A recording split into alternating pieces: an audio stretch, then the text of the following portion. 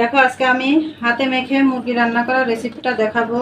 এর মধ্যে আছে আদা, রসুন, পেঁয়াজ কুচি এবং কাঁচামরিচ। এগুলো আমি একবারে ব্লেন্ডারের জগে ব্লেন্ড করে নিব।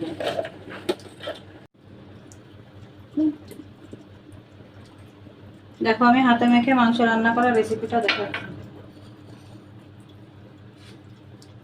এর মধ্যে সব বাটা মশলা আছে, সেটা তো বললাম এর আগে।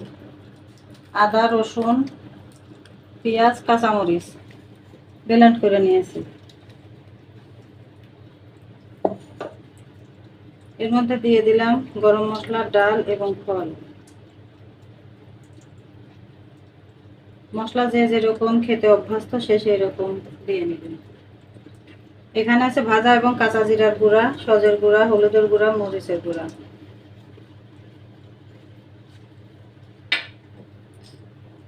এখানে তেল দিয়ে দিলাম,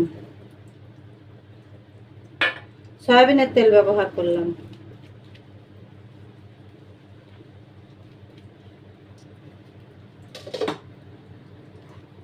সমস্ত মশলা দিয়ে এবার আমি মাংসগুলো দিয়ে দিব।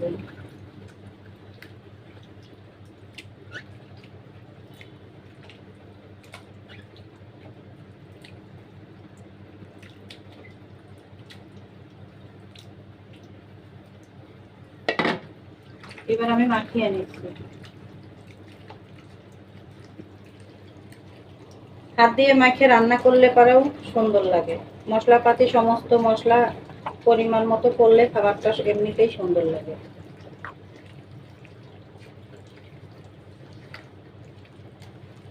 লবণটা আমি পরে ব্যবহার করব। লবণটা আগে দিলে পরে মাংস থেকে বেশি পানি ছেড়ে দিবে, তখন মাংসটা খেতে ভালো লাগবে না, সেই জন্য লবণটা আমি পরে দিব।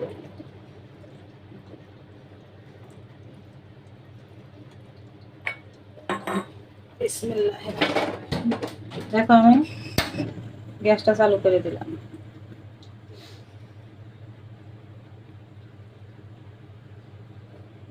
মাংসটা কিন্তু আমি আগলা করে রাখবো, ঢেকে দিব না। ঢেকে দিলেও কিন্তু পানি বের হয়ে আসবে। আগলা করে আমি কিছু সময় রান্না করে নিব। দেখো আমি এখনো কিন্তু লবণ ব্যবহার করি নাই। এই মুরগির মাংসে এমনি পানি ওঠে, তারপর লবণ দিলে আরো বেশি পানি ওঠে, মাংসটা বেশি নরম হয়ে যায়। সেই জন্য মাংসটা যখন সিদ্ধ হয়ে যাবে 75%, তখন এর মধ্যে লবণ দিয়ে দিবে। আর দেখো আমি তেজপাতা কিন্তু আগে দিই না, তেজপাতার তো কোনো গুণ নাই, তেজপাতা দেয় শুধু ঘ্রাণের জন্য, সেই জন্য আমি পরে দিয়ে দিলাম তেজপাতা।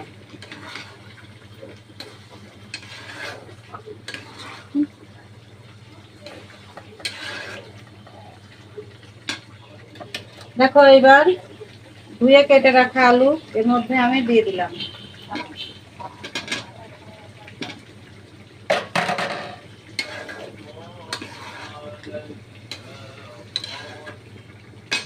তাহলে তোমরা তো দেখলে হাতে মেখে কিভাবে গোশ রান্না করতে হয়, মুরগির গোশ। তোমরা ওইভাবে আমার মতন হাতে মেখে রান্না করে একদিন খেয়ে দেখে।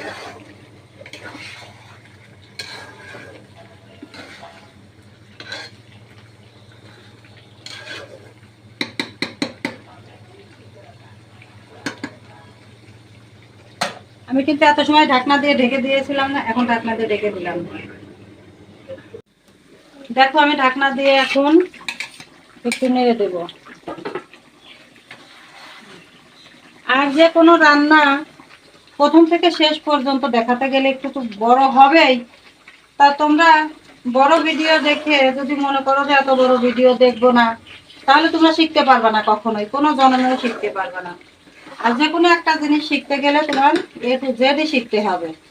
স্কিপ করে করে দেখলে সেই জিনিসটা শেখা যায় না। দেখো আমার রান্নাটা প্রায় 85% হয়ে গেছে।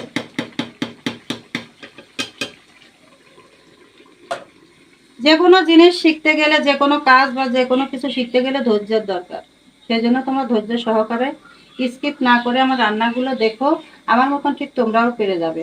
আর হ্যাঁ, তোমরা যারা ফেসবুক থেকে দেখবে তারা অবশ্যই অবশ্যই আমাকে তো ভালোবাসো, আমি জানি।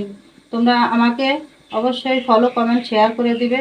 আর যারা তোমরা ইউটিউব চ্যানেল থেকে দেখবে আমার এই রান্নাটা, তারা আমার এই চ্যানেলটাকে তোমরা সাবস্ক্রাইব করে দিবে, এটা আমি আশাবাদী। কারণ আমি তোমাদের জন্যই এত কষ্ট করে এত গরমের মধ্যে রান্না করে দেখাচ্ছি, শুধু তোমরা শিখবে বলে। তো আমি তো আশাবাদী, আমার তো অবশ্যই আশা রাখাটা উচিত। সেই জন্য তোমরা আমাকে অবশ্যই সাপোর্ট করবে সামনের দিকে, যাতে আমি এগিয়ে যেতে পারি তোমাদের অনুপ্রেরণায়। এইভাবে মাঝে মাঝে ঢাকনা তুলে অবশ্যই কিন্তু নেড়ে দিবে।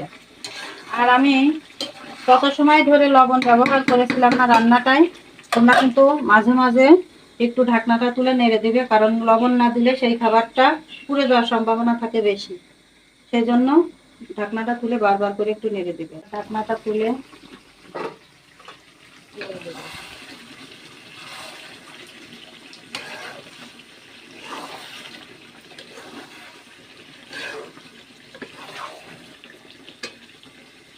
এর মধ্যে আছে আমার গরম মশলা, ডাল এবং ফল। এইটা আমি পাউডার করে নিয়েছি, এটা দিয়ে দেবো।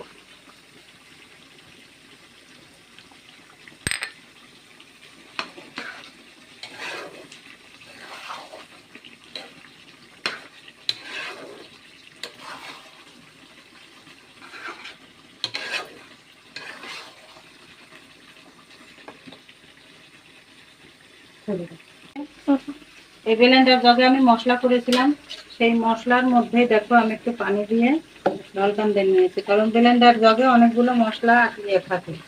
আমি কিন্তু খুব সামান্য পরিমাণ ব্যবহার করব পানি।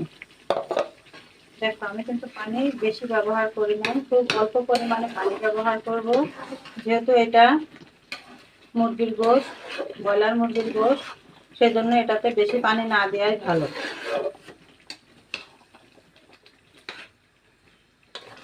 দেখো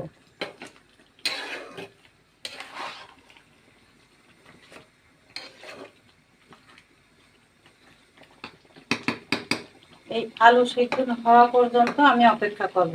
যখন আলুগুলো সিদ্ধ হয়ে যাবে তখন আমি মাংসটা নামিয়ে নিব। আবার আমি ঢেকে দিলাম। এর মধ্যে তোমরা লবণ চেখে নেবে।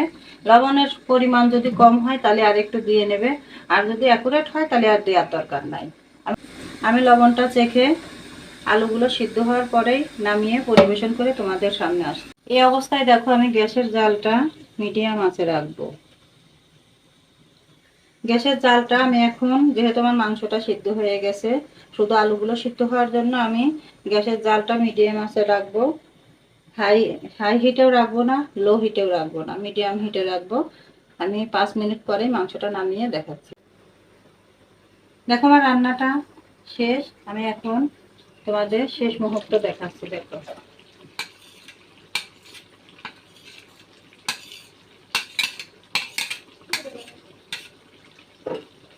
দেখো দেখো ঝোলটা দেখো, আর মাংসগুলো দেখো, ঠিক এই অবস্থায় নামিয়ে নিতে হবে। আর হ্যাঁ, ঝালের ব্যাপারে এই দেখো আমি গ্যাসটা এখন অফ করে দিয়ে নামিয়ে নিচ্ছি। আর এই মুরগির মাংসে বিশেষ করে ঝাল বেশি করে না দিলে ভালো লাগে না, তো একটু ঝাল বেশি করে দিয়ে রান্না করার চেষ্টা করি, দেখবে। আর মশলা ঠিক ঠিক পরিমাণ মতো দিয়ে নেবে। আমি আমার পরিমাণ মতো দিয়েছি, তোমরা তোমাদের পরিমাণ মতো যে যেরকম মশলা খাও সেরকম মশলা দিয়ে নেবে। দেখো আমি এখন নামিয়ে নিচ্ছি।